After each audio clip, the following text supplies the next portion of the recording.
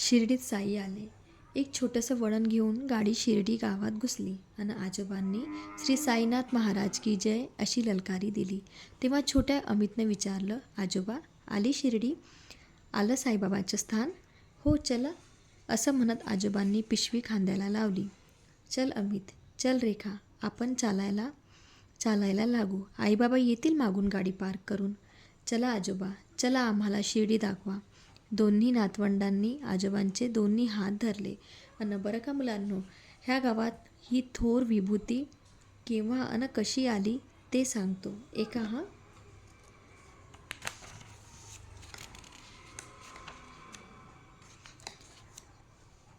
चांदभाई नावाचा एक सधन व्यापारी होता. तो व्यापाराच्या निमित्तानं गावोगाव फिरत असे. एकदा तो औरंगाबाद जिल्ह्यातील काही गावातून फिरत असताना त्याची घोडी एका घनदाट जंगलात हरवली. कुठेतरी वाट चुकली. बरं शोधूनही चांदभाईला आपली घोडी काही सापडेना. त्या जंगलात घोडी शोधत असतानाच एका झाडाखाली एक फकीर बसलेला त्यानं पाहिला. त्या फकीराच्या अंगावर पांढरी शुभ्र कफनी होती. डोक्याला एक कपडा गुंडाळलेला होता.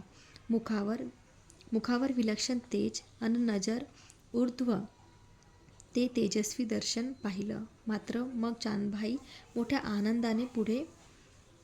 आनंदाने पुढे गेला. त्यानं त्या दिव्य पुरुषाला कुर्निसात करत म्हटले, सलाम आलेकुम बाबा. आणि पाठोपाठ त्याला उत्तर आलं, आलेकुम सलाम बाबा.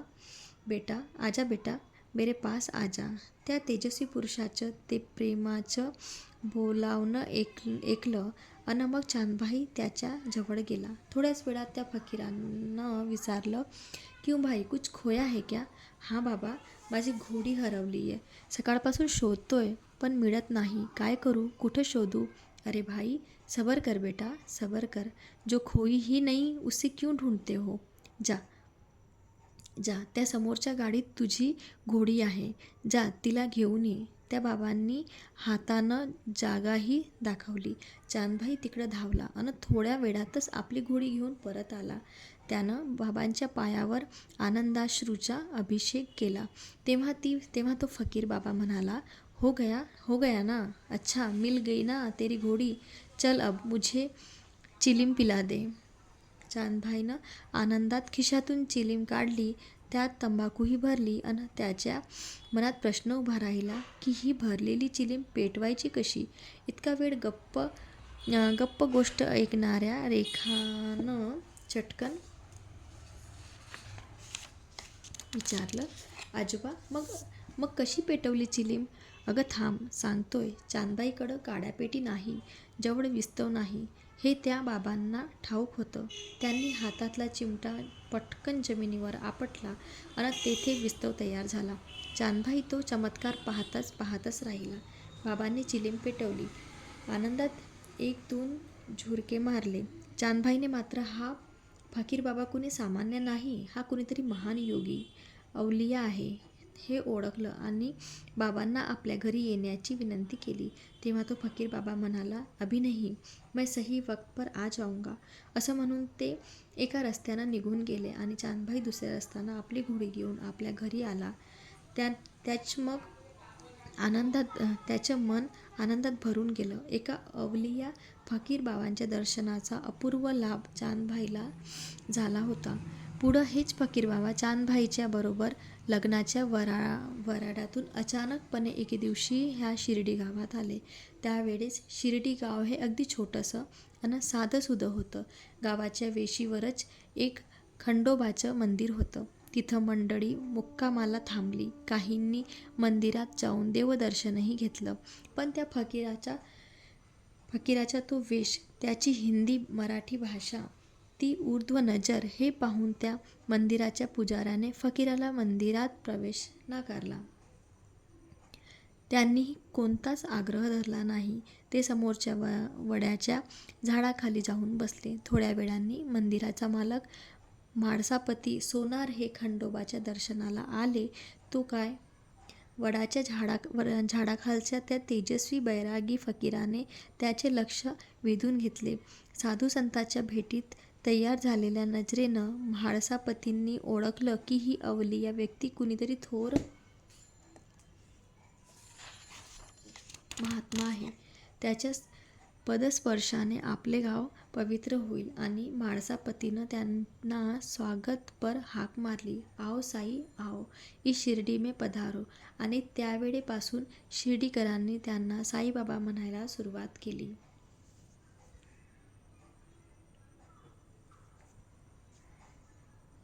बाबांचं गुरुस्थान. सरळ चालणारे पाय उजवीकडं वळवत आजोबाला म्हणाले, चला मंडळींनो, आपण आता साईबाबांच्या गुरुस्थानाचं दर्शन घेऊया. समाधी मंदिराच्या अलीकडेच उजवीकडे असणाऱ्या त्या कडुलिंबाच्या वृक्षाखाली गुरुपादुका स्थानांचं सर्वांनी दर्शन घेतलं. रेखानं तिथं पडलेली लिंबाची काही पानंही गोळा केली. आजोबा, इथं काय बाबांचे गुरु राहतात? आजोबा, इथं काय बाबांचे गुरु राहत होते? अमितनं प्रश्न केला. तेव्हा आजोबा म्हणाले, नाही, इथं ह्या जागी त्यांच्या गुरूंची समाधी आहे. त्यांचं असं झालं की चांदबाईच्या बरोबर लग्नाच्या वऱ्हाडातून आलेला हा फकीर शिर्डीत आला. त्यांचं देवत्व अन श्रेष्ठत्व ओळखून म्हाळसापतीनं त्यांचे आओ साई म्हणून स्वागत केले. आणि त्या क्षणापासून साई शिर्डीत जे आले, विसावले ते कायमचेच. मात्र बाबांच्या पेहरावावरून अन त्यांच्या तोंडी नेहमी असणाऱ्या अल्लाह मालिक ह्या शब्दावरून ते कुणाकुणाला मुसलमान वाटत, तर एखादा हिंदू त्यांच्या सहवासात गेला की बाबा त्याला वेद, शास्त्र, पुराण अन गाथा, गीतेतले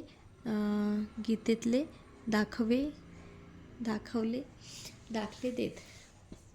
ह्यावरून कुणी त्यांना हिंदू समजत. वारकरी कसाही दिसणारा, अंगावरच्या वस्त्रांची चिंता न करणारा, कुठंही राहणारा, कुठंही खाणारा, हवं तिथं हवं तसा फिरणारा हा फकीर कधी तर लोकांना अवलिया फकीरच वाटे. शिर्डीतलं हे लिंबाचं झाड बाबांचं प्रिय स्थान होतं. अनेकदा बाबा ह्या लिंबाच्या झाडालाच टेकून बसत अन ध्यान लागल्यागत समोरच्या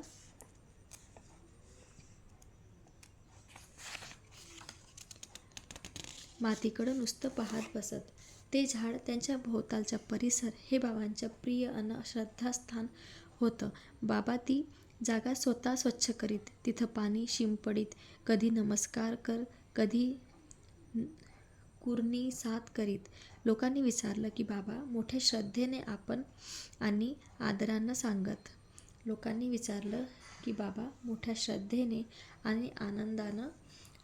सांगत, इथं माझ्या गुरूंची समाधी आहे बाबा.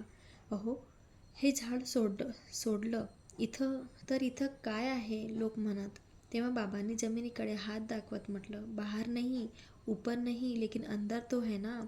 आणि खरोखरच त्या बोलाचे खरे खोटेपण पाहण्यासाठी त्यांच्या भक्तांनी तिथं खोदलं तर काय, जमिनीखाली एक समाधी सापडली. मात्र त्या समाधीवरची फुलं ताजी टवटवीत होती आणि समाधीच्या चारी बाजूला 4 पणत्या होत्या, त्याही पेटल्या. ती खूण होती चैतन्याची. ती जागा हीच अन ते स्थानही हेच. त्याच आपण आता दर्शन घेतलं. आणि बरं का गं रेखा, तुला आणखी एक गंमत आणि बाबांचा चमत्कार सांगतो. कडुलिंबाची पानं ही नावाप्रमाणेच कडू असतात ना, ह्या वृक्षाची पानं मात्र गुळमट लागतात बरं का. ते कसं काय आजोबा? अमितनं विचारलं. बाळा, तो साई सहवासाचा परिणाम आहे. बाबा नेहमी ह्याच झाडाखाली बसत. त्यांच्या त्या पवित्र सहवासानंच हा वृक्ष आपला कडवटपणाही विसरलाय. इतकं सांगेपर्यंत वाऱ्यावर फिरत आलेलं एक पान रेखानं श्रद्धेनं खाल्लंही.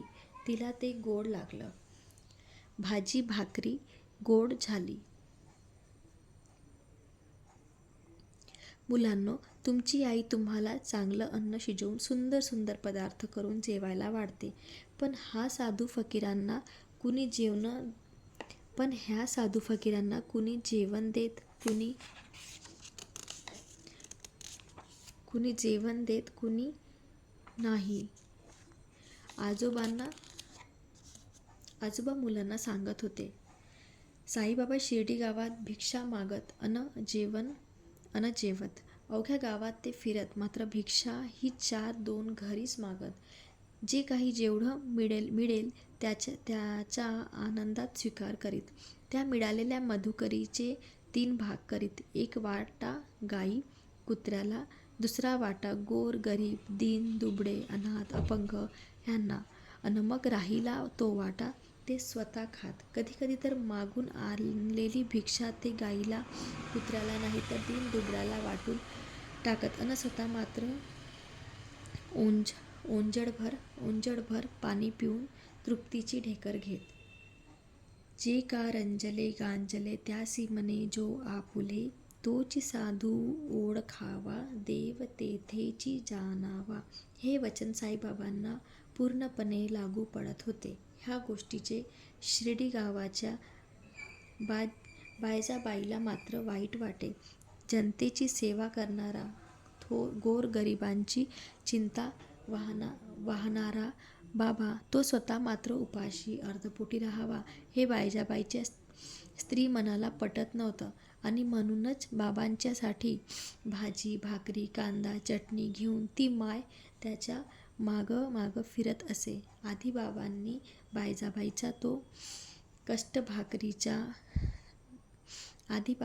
बायजाबाईचा तो भाजी भाकरीचा नैवेद्य नाकारला. तिला फार कष्ट दिले, प्रसंगी हाकलूनही लावले, तरीही ती अतूट प्रेमाने, वात्सल्याने अन निरपेक्ष भावाने सेवा करते. हे ओळखून बाबांनी त्याचा स्वीकार केला.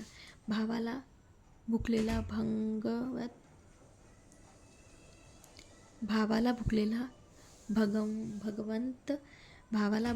भगवंत त्यानं बायजाबाईची भाजी भाकरी गोड करून घेतली. तिनं पण साईनाथाला जीव घालण्याचा नित्यनेम शेवटपर्यंत पाळला. बायजाबाई ती गावच्या तात्या पाटलाची आई. आता पाटलांच्या घरात बाबांचा देव मानल्यावर गाव का नाही मानणार.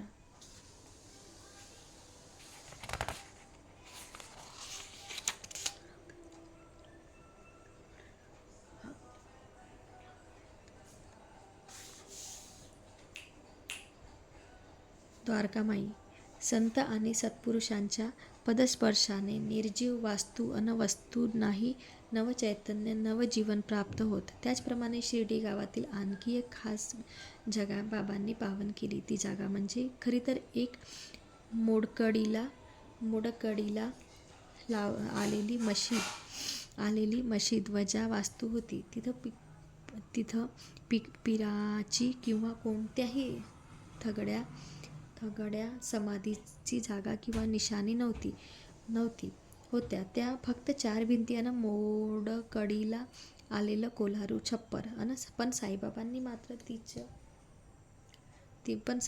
मात्र तीच जागा स्वतःसाठी पसंत केली आणि ते त्या तशा पडक्या जागेतच राहू लागले. मग बाबांकडे येणाऱ्या मंडळींनी जागेची साफसफाई चालू केली.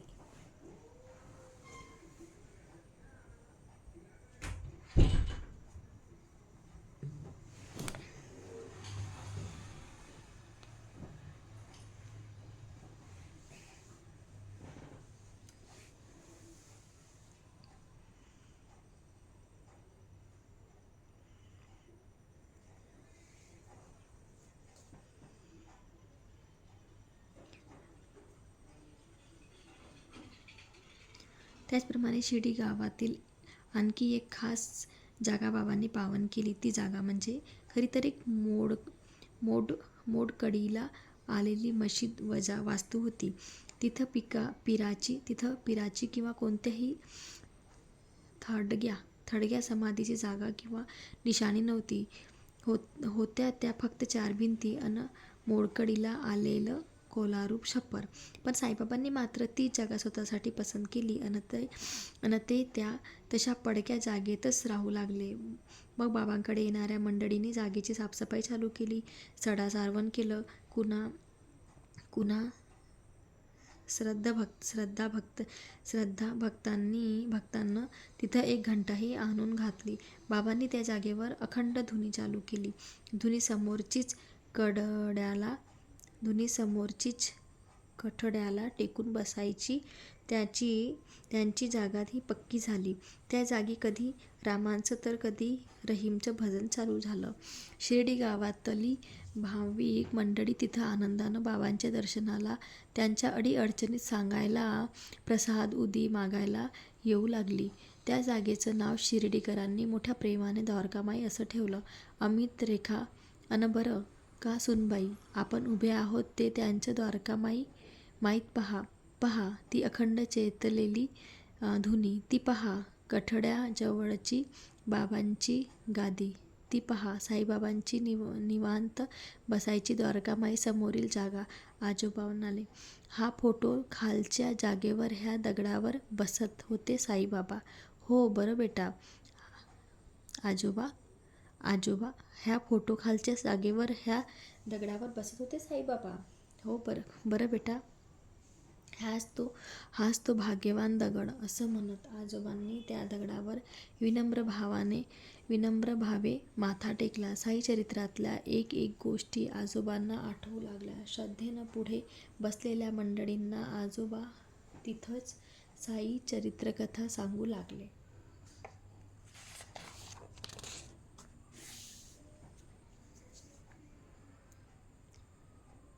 पिठाची लकीर. काही लकिरी ह्या पुसता येतात, मिटवता येतात, पण फकिराची लकीरही मिटवता येत नाही. हो, अगदी कुणालाच येत नाही. एक दिवस भल्या पहाटेस द्वारकामाईमधून दळल्याचा आवाज येऊ लागला. कुणीतरी बाबांना जात्यावर द्वारकामाईत दळताना पाहिलं अन ती बातमी गावात पसरली. हा काय प्रकार आहे? आज बाबांनी स्वतः जातं का चालवलं?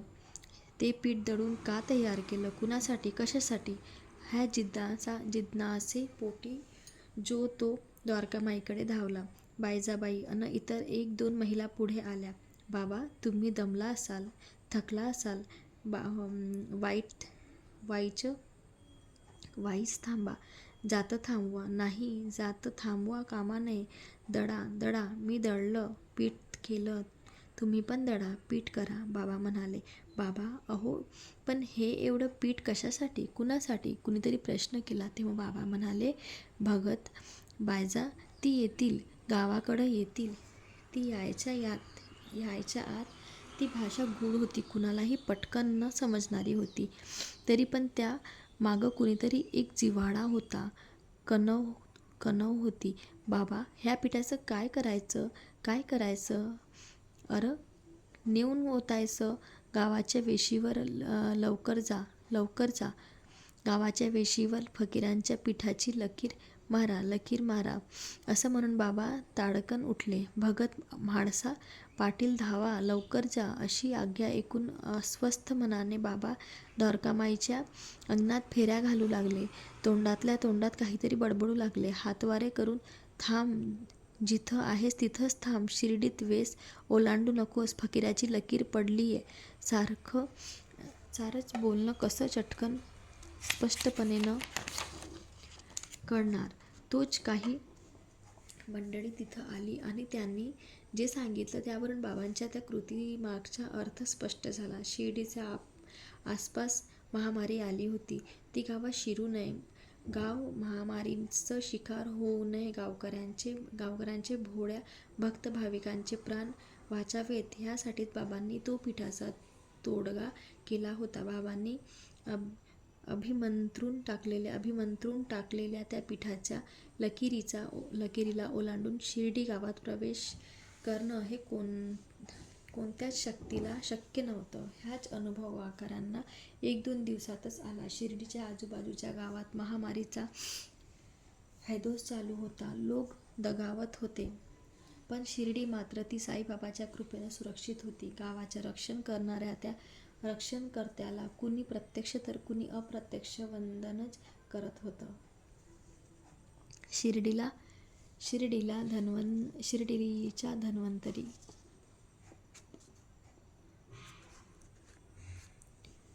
शिर्डीचा धन्वंतरी. शिर्डीला बाबांच्याकडे अनेक भक्त यायचे. कुणी पुत्र मागायला, कुणी धन मागायला, कुणी आजार दूर करायला म्हणायचं. पीडा दूर करा म्हणायचं. एखादा जीव तर बाबा हे भूत ही बाधा दूर करा असंही म्हणत यायचा. द्वारकामाईचं द्वार हे सदैव सगळ्या भोळ्या भाविक भक्तांसाठी खुलं असायचं. एकदा साईवर पूर्ण विश्वास अन श्रद्धा असणाऱ्या लोकांनी भीमाजी नावाच्या एका माणसाला द्वारकामाईत आणलं. भगत कोण रहा इथं कशाला आला? मागल्या जन्मी लई पाप केलं. लवा लई खुशी झाली नाय का?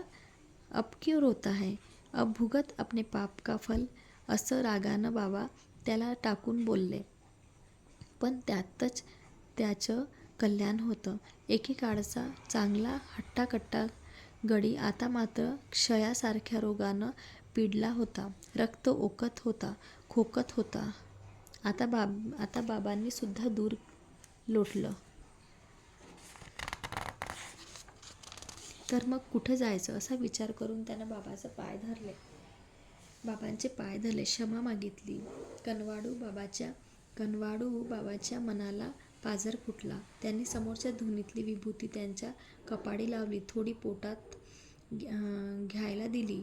शब्दानं दूर लोटलं तरी देहानं त्याला जवळ केला. त्यांच्याजवळ आपल्या वनस्पती ज्ञानाचे उपचार होते. त्याला दवा पाणी पाजलं. दवा ते साथ राम की दुआ भी ले असं म्हणून नाम घ्यायला लावलं. भजन करायला लावलं. अल्ला मालिक असं म्हणून स्वतःचे केलं ते त्या अल्लाकडे सोपवून बाबा मोकळे झाले. बाबांचा सहवास, दर्शन, दवा आणि दुवा ह्यांच्यामुळे भीमाजी व्याधीमुक्त झाला. हाच भीमाजी पुढं बाबांचा निस्सीम भक्त झाला. बाबांचा असाच आणखी एक भक्त श्यामा. एक दिवस कशा कुणास ठाऊक पण श्यामाला साप चावलं अन विष अंगात चढू लागला. श्यामा तडमडू लागला. जीवाच्या आकांतानं ओरडू लागला. लोकांनी श्यामाला आणून बाबांच्या पुढ्यात ठेवलं. श्यामाला चावलेला साप विषारी होता. विष चढत होता. श्यामा तडमडत होता. बाबांनी त्या जीवाचे ते हाल पाहिले मात्र अरे चल भाग, ऊपर मत चढ, उतर नीचे उतर असं म्हणाले. श्यामाला वाटलं की ते बोलणं आपल्याला आहे, पण ते त्यांना नव्हतं. तो आदेश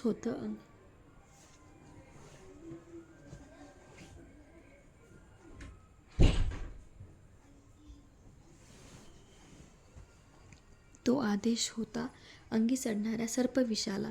पुढे साईच्या शब्दाप्रमाणे श्यामा वागला अन साप चावूनही वाचला. बाबांच्या हातून मिळणाऱ्या उदीच्या अंगी प्रचंड सामर्थ्य होतं. ह्या शिर्डीला धन्वंतरी आपल्या वनस्पतीशास्त्राचं ज्ञान, मंत्रशक्ती, अनेक उपाय, उतारे, तोडगे ह्यानं अनेकांनी दुःख दूर करत होता.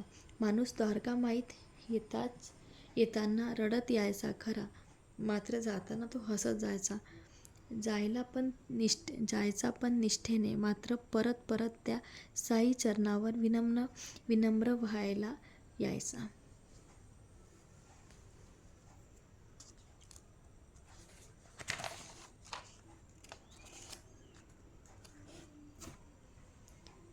फाटक्या चिंधीचा झुला. जेव्हा जग झोपलेलं असतं तेव्हा योगी जागा असतो न जेव्हा जग जागतं तेव्हा योगी झोपलेला असतो. हे जरी किती खरं असलं तरीही त्या दिवशी तशी साईबाबांनी द्वारकामाईतली झोपण्याची रीत पाहिली अन सारेजणच अचंबा करू लागले. आपल्या नित्यनेमाप्रमाणे काही मंडळी रामप्रहरी साई दर्शनाला आली तर बाबा जागेवर नाहीत. इकडं तिकडं पाहिलं तरी नाही. तोच नकळत कुणाची तरी नजर जरा वर गेली. तो काय? कुणा भक्तानं बाबांना झोपवायला म्हणून आणून दिलेल्या 1 फूट रुंद अन 4 हात लांब अशा त्या फळीवर बाबा शांतपणे झोपले होते. कुठं? तर त्या फळीच्या झोपाळ्यावर, द्वारकामाईच्या छताला. ती फळी झुल्याप्रमाणे टांगलेली होती. कशानं तर बाबाजवळ असणाऱ्या 4-2 फाटक्या तुटक्या अन कुजल्या चिंध्यांनी. खरं तर त्या चिंध्यांना साधं त्या फडीचं वजन सहन न होण्याइतकं अन त्यावर तर बाबा एक कुशीवर छान झोपले होते. कुणाला ते समोरचं दृश्य पाहून तो एक चमत्कार वाटला तर अभ्यासू जिज्ञासकांना न सांगताच त्यामागचं बाबांचं योग सामर्थ्य कळलं. बाबांच्या अंगी विलक्षण शक्ती होती, योगसिद्धी होती, योगिक सामर्थ्य होतं. त्या योग बलावरच बाबांनी आपला देह कापसासारखा हलका केला होता अन त्या फडीवर ते झोपले होते. तरी ती चिंध्याची दोरी काही तुटली नव्हती, झुला मोकळा नव्हता किंवा बाबांची झोपली मोडली नव्हती. खरंच कसं अगम्य अन अतर्क्य.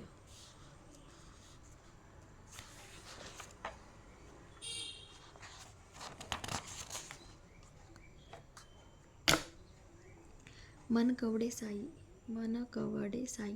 साईबाबा हे मनकवडे होते. आपल्याकडे दर्शनासाठी, मार्गदर्शनासाठी, सेवा करून मेवा मिळवण्यासाठी जो ज्या भावनेने येई त्याची बाबांना पूर्ण खबर असे. बाबांनी आपणहून कुणाला माझ्याकडं या असं म्हटलं नाही अन जो कुणी द्वारकामाईत आला त्याला त्यांनी परतही पाठवलं नाही. बाबाच्या साठे नामक कुणी एका भक्ताने बाबांच्या परवानगीने शिर्डीत एक वाडा बांधायला घेतला होता. दर्शनाला येणाऱ्या भक्तांची निवास सोय व्हावी हा त्यांच्यामागचा हेतू होता. श्री साठे यांनी त्या कामावर एका मेधा नावाच्या माणसाची नेमणूक केली होती. मेधाच्या मनाला शिर्डीत जाऊन राहायचं, तिथं पुन्हा साई नामक फकीराची सेवा करायची हे पटलं नव्हतं. कारण मेघा हा शिवभक्त होता. तो एका शिवाले अन्य कुणालाच मानत नव्हता. प्रथम त्याचंही बाबांनी अरे मेरे पास क्यों आया, मैं तो फकीर हूँ, मैं तुझे क्या दूंगा, चल भाग ह्या शब्दानं स्वागत केलं. पण तो निश्चयानं तिथं साई पदाजवळच राहिला. कारण त्यानं त्या साईच्या बोलण्या अन वागण्यावरून ताडलं की हा फकीर मनकवडा आहे. पुढं त्याचा पण भ्रम मिटला अन तो साई शंकर म्हणून बाबांचीच सेवा करू लागला. एका हायकोर्टाच्या सुप्रसिद्ध व्यक्तीला त्याच्या मनातील इच्छा ओळखून साईबाबांनी श्रीराम स्वरूपात दर्शन दिलं. इतकंच नव्हे तर त्यांच्या विसरलेला गुरुमंत्रही त्यांना सांगितलं. साईबाबा मुसलमान आहे, तो फकीर आहे, अल्लाचा बंदा आहे, अल्ला त्याचा मालिक आहे.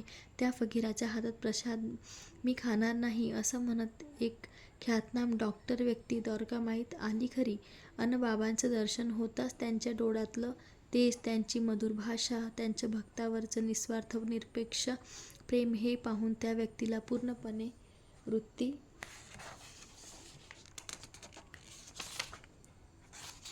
वृत्तीपालट झाला. नको म्हणणाऱ्या हातावर साईच्या हातून आलेला प्रसाद डॉक्टरांनी कधी खाल्ला ते त्यांनाच कळलं नाही. जैसा त्याने भाव धरला तैसा त्याला साई दिसला. राम म्हणता राम भेटला, रहीम म्हणता रहीम भेटला.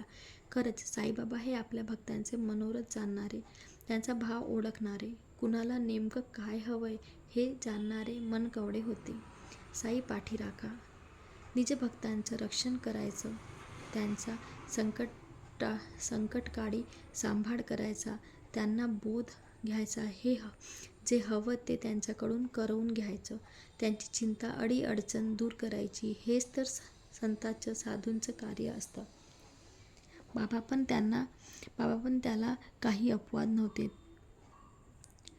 ते पण आपल्या भक्त भाविकांचा सांभाळ करीत. कधी एखादा जीव अडला, कळत नकळत त्यानं आज्ञेचं उल्लंघन केलं तरी बाबा फार तर त्याला रागवत. पण बाबांनी कधीच कुणाचं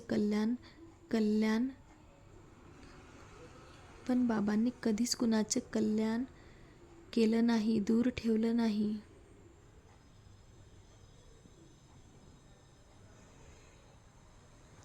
पण बाबांनी कधीच कुणाचं अकल्याण केलं नाही, दूर ठेवलं नाही.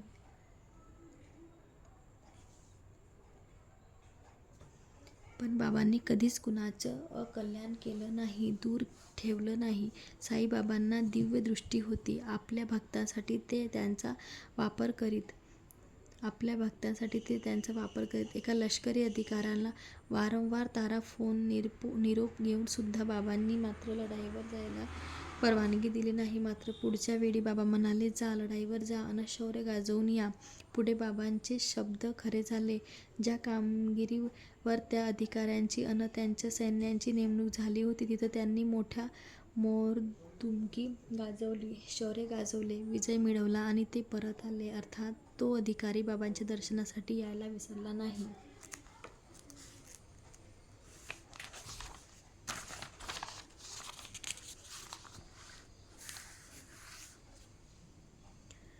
तो जेव्हा आला तेव्हा त्याचं मोठ्या कौतुकानं स्वागत करत बाबा म्हणाले, आ गया बेटा, अच्छा हो गया, लौट के आना था, इसीलिए पहले नहीं जाने दिया. त्या शब्दामागचा अर्थ त्या अधिकाऱ्याला अचूक कळला. आपण रणांगणावरून सुखरूप परतावं हीच बाबांची त्यामागची इच्छा होती. त्या अधिकाऱ्यानं कृतज्ञतेनं त्यांचे पाय धरले.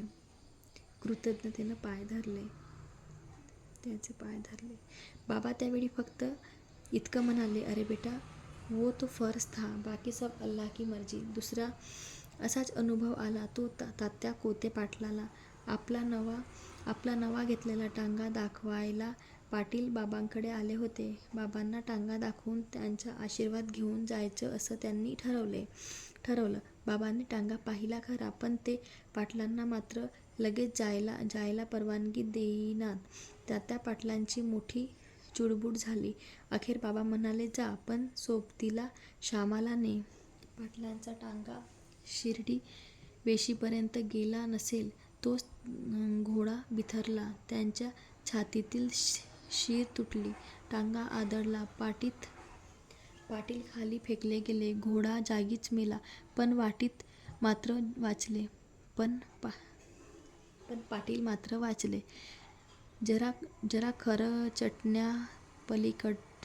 जरा खरचटण्यापलीकडं त्यांना जादा काहीच झालं नाही. कसं होणार हो, साई पाठीराखा होता ना.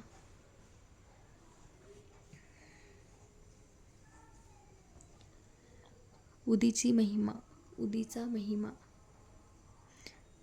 महिमा. साईबाबांच्या हातून मिळालेला उदीचा अनेक भक्तांना खूप चांगला अनुभव आला होता अन आजही येतोय. श्री नानासाहेब चांदोरकर यांचा अनुभव फारच बोलका आहे. नानासाहेबांची लेक पहिल्यांदाच बाळंतपणाला आली अन अडली. मानवी प्रयत्न थकले, सर्व उपाय झाले, पण लेकीची सोडवणूक मात्र होईना. त्यावेळी नानांना साईनाथांची आठवण आली. त्यांनी बाबांचा धावा केला, उदीची अपेक्षा केली.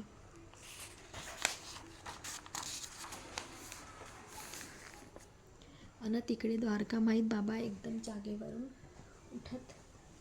उठत म्हणाले, भगत, त्या रामगीर धुवाचा धाडा चांदोरकराचे घरी सोबत उदीचा प्रसाद पाठवा. त्याला म्हणावं, आत्ताच जा, तडक जा. आणि रामगीर बुवा उदीचा प्रसाद घेऊन निघाले. चांदोरकरांचे गावी आले तर स्टेशनवर त्यांना घ्यायला टांगा हजर. टांगेवाल्यानं रात्री अपरात्री रामगीर बुवांना चांदोरकरांकडे घेऊन पोचवलं. शिर्डीवरून उदी आली. बाबांचा आशीर्वादही आला. उदी लावली, थोडी मुखात घातली अन पुढच्याच क्षणी अडकलेली लेक मोकळी झाली. चांदोरकर पती-पत्नी बाबांचे मनोमन आभार मानले. बाबांच्या भक्तिरक्षण ब्रीदाची साक्ष मिळाली. बाबांच्या हाती उदी काय चमत्कार करू शकते हे दाखवणारा आणखी हा एक बोलका अनुभव. बाबांचा भक्त श्यामा, त्याचा धाकटा भाऊ बापाची हा शिर्डीच्या जवळच राहत होता. त्यांच्या बायकोला ताप आला. काखेत गाठीही आल्या. म्हणजेच तो ताप त्या जीवघेण्या प्लेगच्या गाठीचा होता. काय करायचं, कुठं अन कोणाकडे जायचं. श्यामा भावाला घेऊन बाबांच्याकडे धावला. बाबा, माझ्या भावजईची प्राण. श्यामाचं डोळ्यात पाणी काढलं. बाबा सर्व बाबा सर्व जाणत होते. त्यांनी उदी दिली. बाबांच्या पायाला हात लावून बापाची घरी गेला. त्यानं उदी मिश्रित पाणी साईनाथांचं नाव घेऊन तिला पाजलं. गाठीवर उदी लावली अन दुसऱ्या दिवशी सकाळी ती बरी झाली. ताप उतरला. काखेतल्या गाठाही जागीच विसरल्या. बाबांच्या हातच्या उदीचा तो एक चमत्कार होता. तर अशी होती ही बाबांच्या हातातली अद्भुत उदी अन तिची महिमा.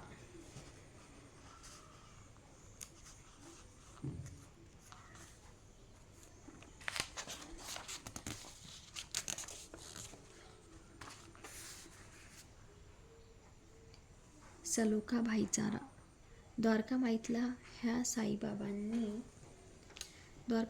साईबाबांनी हिंदू आणि मुसलमान ह्या दोन्ही जमातींना एकत्र आणलं.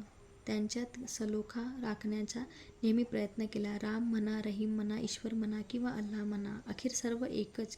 देव सर्वांना सारखेच मानतो. माणूस हा एकसारखा एक असतो. त्यांचं रक्त एक असतं. मग हा हिंदू हा मुसलमान असा भेद का? सर्वांनी आनंदानं, सलोख्यानं अन प्रेमानं एकत्र राहावं हा साईबाबांचा संदेश होता, शिकवण होती. हिंदू लोकांच्या दृष्टीनं साईनाथ हे ईश्वर होते. लोक त्यांना नमस्कार करीत अन मुसलमान धर्मीयांना ते अवलिया, फकीर वाटत. ते त्यांना कुर्निसात करीत. बाबांच्या कृपेनं मुलगा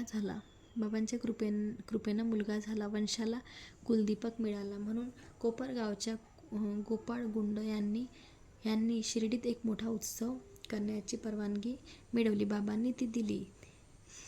ठरल्या दिवशी मोठ्या दिमाखानं अन थाटामाटात हा उत्सव साजरा झाला. सर्वत्र आनंदी आनंद झाला. रात्री साईनाथांची वाजत गाजत मिरवणूक काढण्यात आली. रोषणाई, दारूकाम अन आतिषबाजीही झाली. रात्री बाबांनी द्वारकामाईतल्या धुनीजवळ, त्या अग्निनारायणजवळ एकच प्रार्थना केली. प्रभू, मी ह्या लोकांना प्रेमाचा संदेश दिला आहे. त्यांच्यावर कृपा कर. त्यांना एकत्र आणि आनंदात ठेव. ह्या उत्सवापाठोपाठच बाबांचा एक भक्त अमीर शक्कर दलाल याने बाबांकडे संदलची परवानगी मागितली.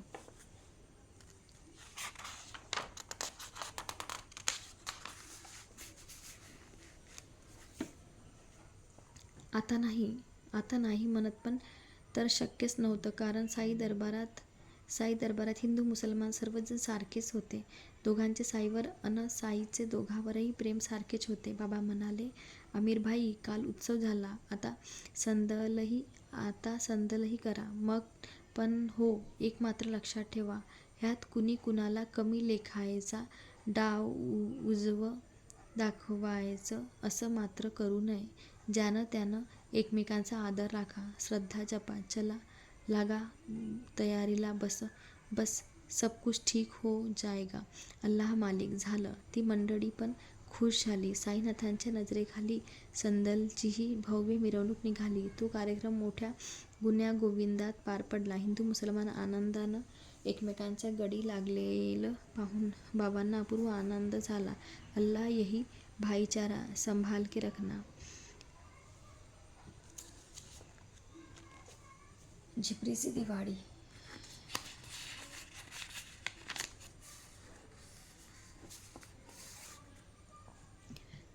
दिवाळी. साईबाबांच्या आठवणी सांगता सांगता आजोबा जरा थांबले.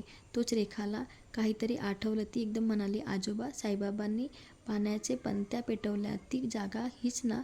मग सांगा आम्हाला त्या दिवाळीची गोष्ट. सांगतो बाळांनो, असं म्हणून आजोबांनी ती गोष्ट सांगायला सुरुवात केली. अशीच एक दिवाळी. सारं शिर्डी गाव कसं दिव्यांनी लखलखत होतं. मात्र आज द्वारकामाईत अंधार होता. तोच एक छोटीशी मुलगी तिथं आली. तिचं नाव होतं झिरपी. तिचा अवतारही नावाप्रमाणेच होता. अंगावर फाटकं, परकर पोलकं, केसांच्या झिपऱ्या, त्याला ना तेल ना पाणी. दिसायला जरी साधी असली तरी झिपरी मनानं फार चांगली होती. छोटी झिपरी रोज द्वारकामाईत यायची. तिथलं केरवार करायची. बाबांना हवं नको विचारायची.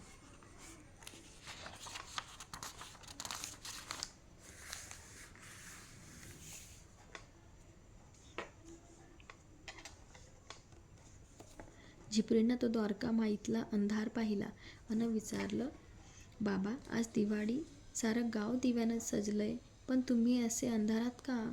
थांबा मीच पणत्या लावते. आणि ती पोर गेली. चटकन पणत्या घेऊन आली. तिनं उशीखालच्या कापसाच्या वाती केल्या, त्यात घातल्या अन ती म्हणाली, बाबा तेल. तेव्हा बाबा म्हणाले, बेटा माझ्या जवळचं तेल संपलंय. तू असं कर, त्या गावातल्या वाण्याकडे जा अन थोडं तेल मागून घेऊन ये. बरं बाबा मी आलेच तेल घेऊन, असं म्हणत तिथलाच एक पत्र्याचा डबा घेऊन ती घेऊन पळालीही. बाबा तिच्याकडे फक्त पाहतच राहिले. तोच नित्यप्रमाणे बायजाबाई, लक्ष्मी, माळसापती, भगत, श्यामा ही मंडळी पण आली. बाबा दिवे नाही लावले वय द्वारकामाईत? अरे आज दिवाळी हाय. बायजाबाई पुढं आली. अरे बाबांनो, तेल संपलंय माझ्याकडे. झिपरीला धाडवलंय डबा घेऊन. ती येईल ते तेल घेऊन, मग आपण दिवे लावू. थोड्या वेळात झिपरी आली, पण मोकळ्या हातात, पण भरलेल्या डोळ्यांनी. तिला तेल न देता वाण्यानं काही नाही ते बोलून हाकलून दिले होते. ते कळलं अन बाबांचं मन कळवळलं. ते म्हणाले, न ग झिपरे, रडू नकोस. आपणच दिवाळी करू. श्यामा पणत्या आण, बायजा पणत्या आण. आणि बाबा उठले. त्यांनी त्या तेलाच्या डब्यात पाणी भरून घेतलं आणि ते पाणी पणत्यात ओतून पणत्या पेटवल्या. आश्चर्याची गोष्ट म्हणजे खरंच पणत्या पेटल्या. अवघी द्वारकामाई प्रकाशानं उजळून निघाली. तो प्रकाश झिपरीच्या चेहऱ्यावरच्या आनंदातून हसला. माझा बाबा, पाण्याच्या पणत्या पेटवणारा माझा साई बाबा. झिपरी सर्वांना कौतुकानं सांगू लागली. बायजाबाईंनी आणलेल्या प्रसादाच्या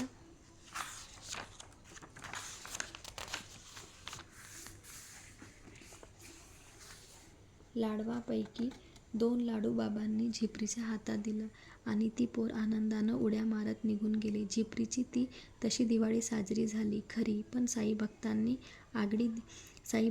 आगळी दिवाळी साजरी झाली ती त्यावेळी बाबांनी सांगितलेल्या खऱ्या दिवाळीच्या अर्थानं. बाबा म्हणाले, बाबांनो, दुसऱ्यांच्या आनंदानं तुम्ही आनंदी व्हा. दुसऱ्याचं सुख दुःख जाणा. आपल्या परीनं त्याला मदत करा, सहकार्य करा. परस्परात प्रेम जिव्हाळा वाटवा. आडल्या नडल्याला मदत करा. देव देवळात, मंदिरात, मशिदीत नाही, तो तुमच्या आमच्या हृदयात आहे. तो पाहायला शिका. त्या वाण्यानं तिन्ही सांजेला तेल दिलं, पण तर लक्ष्मी रागावेल म्हणून तेल दिलं नाही. पण तेव्हा त्याला प्रत्यक्ष झालेली लक्ष्मी दिसली नाही. अरे, अज्ञानाचा अंधार दूर करणं हेच प्रकाशाचं काम आहे. खरी दिवाळी ही ज्ञानज्योती मनात लावून साजरी करा. साईबोध. साई दरबारात आलेली कुणीही भक्त ह्या कधीच तेथून मोकळ्या हातांनी किंवा भरल्या डोळ्यांनी परत गेलेला नाही अन जाणारही नाही. कारण ती शिर्डीचा नाथ, लाखो भक्तांचा नाथ, अनाथांचा नाथ तिथं आहे. बाबा केवळ शिर्डीतच आहेत असंही नाही, तर ते प्रत्येक भक्ताच्या मनात श्रद्धेच्या रूपाने आहेत. बाबांच्या बोधाचं स्मरण हीच त्यांची भेट आहे. बाबांनी दाखवून दिलेल्या माणुसकी, बंधुभाव, प्रेम, निष्ठा, श्रद्धा अन सबुरीच्या वाटेवर प्रयत्नपूर्वक वाटचाल, कारण हीच साईनाथांची पूजा आहे. बाबा नेहमी सांगत, बाबांनो, तुम्ही प्रपंच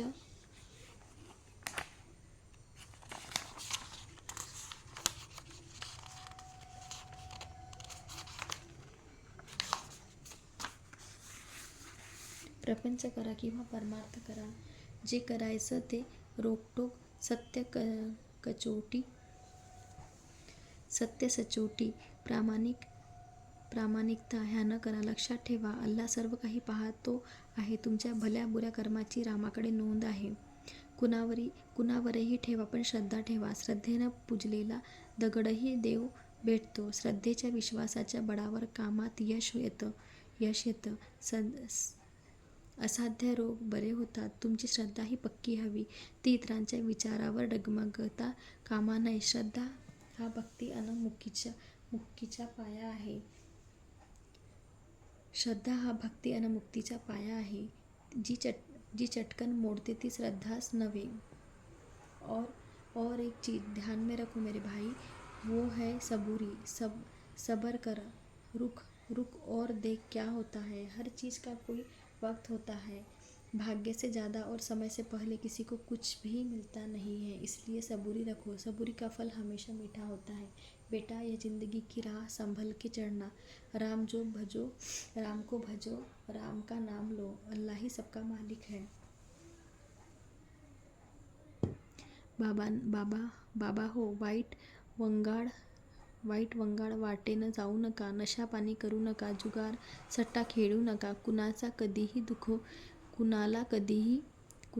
कधीही दुखवू नका. प्रत्येकानं प्रत्येकाशी प्रेमाने वागा. धर्माच्या गरीब श्रीमंतीच्या भिंती वाढवू नका. माणसापासून दूर जाऊ नका. देव देवळात नाही, तो माणसात आहे, ह्याला पहा. श्रीमंती, वैभव, ज्ञान यांचा गर्व करू नका. गरिबीची लाज धरू नका.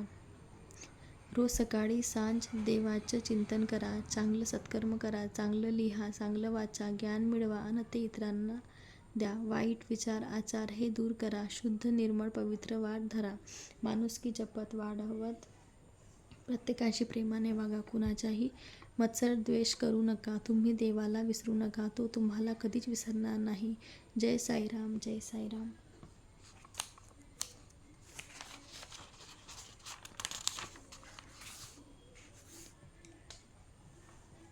साई हातचा प्रसाद. चला अमित रेखा, चला आता आपण बाबांच्या समाधीचे दर्शन घेऊया.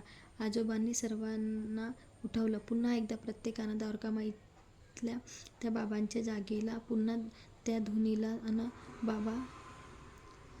बाबा बसत त्या दगडालाही श्रद्धेनं नमस्कार केला अन मंडळी समाधीस्थानाकडे निघाली. आजोबा सांगत होते अन सर्वजण ऐकत होते. ह्या शिर्डीच्या फकीरांनं आयुष्यभर सर्वांना भरभरून दिलं. तुमच्या एक मूठ दाण्याच्या मोबदल्यात खंडीभर धान्य पदरी देणाऱ्या काळ्या धरणी माते सारखं त्यांचं मन हे विशाल अन उदार होते. आयुष्यभर आपल्याला भाजी भाकरी खाऊ घालणाऱ्या बायजाबाई बाबांनी शेवटी नवविध भक्तीची 9 नाणी दिली. अन्नदानावर तर ह्या बाबांचा फार आग्रह. अन्नदान हे त्या पवित्र जागेत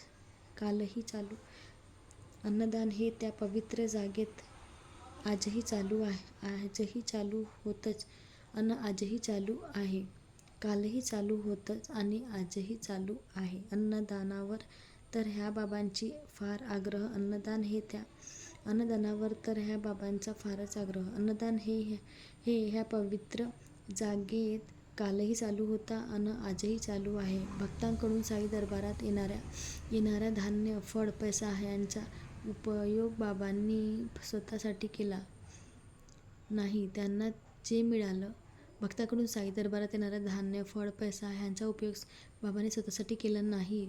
त्यांना जे मिळायचं ते बाबा इतरांना वाटून टाकायचे.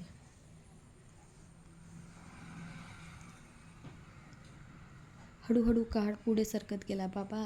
आता बाबाही थकायला लागले होते. भक्तगण वाढत होते. एका वेगळ्याच ओढीनं लोक शिर्डीत ओढत जात होते.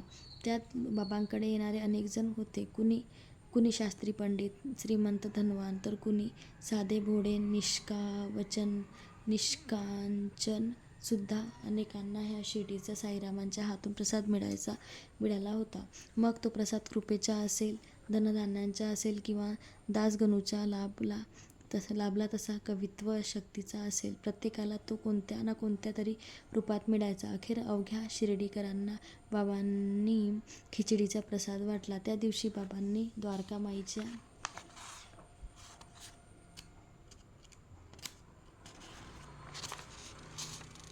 अंगणातच एक मोठी हांडी उकळली.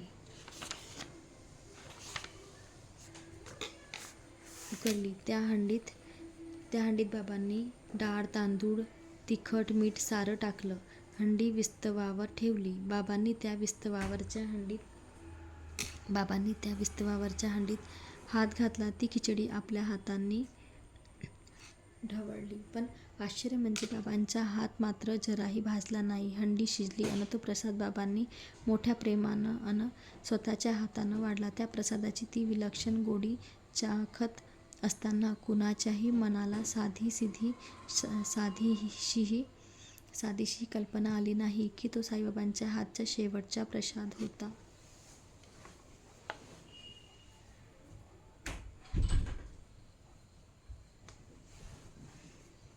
संकेत समाधीच्या साईनाथाशिवाय, शिर्डी देवाशिवाय देऊळ ही कल्पनाच कुणालाही साई भक्ताला सहन न होणारी अशीच होती. पण एके दिवशी पाहता बाबांच्या मनाला ते निळं आकाश खुणावू लागलं.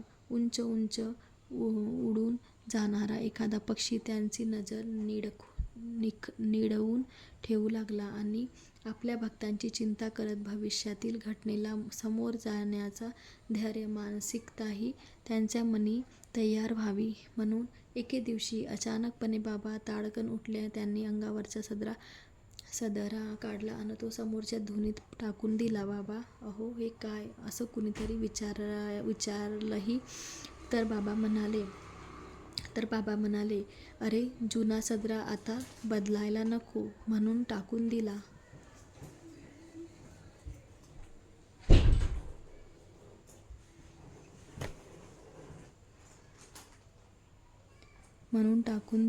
भोळ्या लोकांना मात्र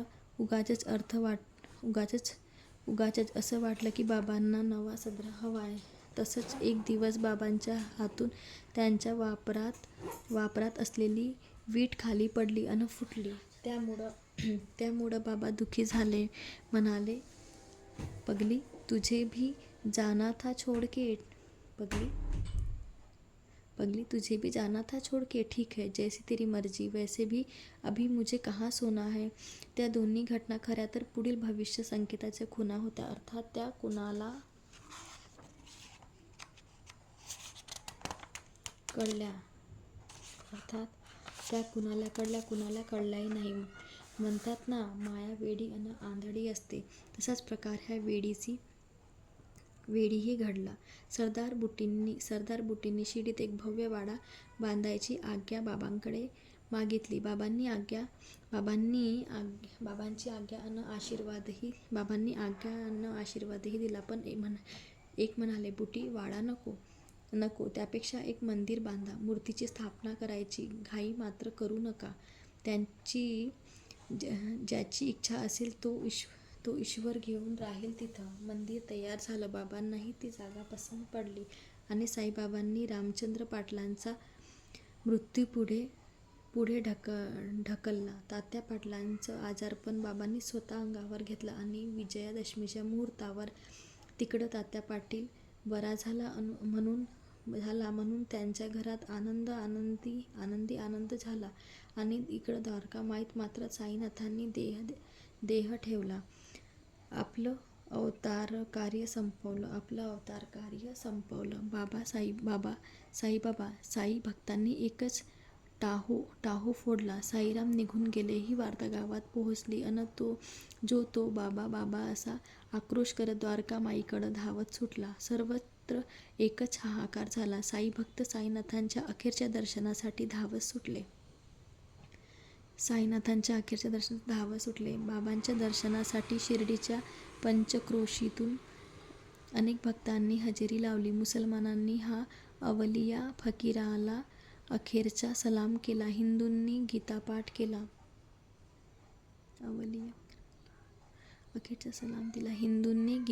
केला. साई चरणावर अश्रूंचा अभिषेक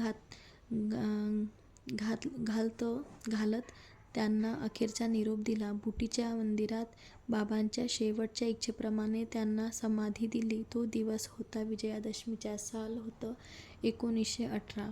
आजोबा बोलता बोलता थांबले. त्यांच्या डोळ्यातून साई स्मृतीची आसवाची धार वाहत होती. हात जोडले होते. मन भरून आलं होतं. बाळांनो, हीच ती समाधी अन हेच ते साईबाबा. सर्वांनी समोरच्या समाधीचं अन समाधी मागच्या साई मूर्तीचं दर्शन घेतलं. शिर्डीची ती यात्रा एक अनोखा आनंद घेऊन दिली. साई गोष्टीतून साई चरित्रही कळलं अन त्यांचा बोधही. जय साईराम.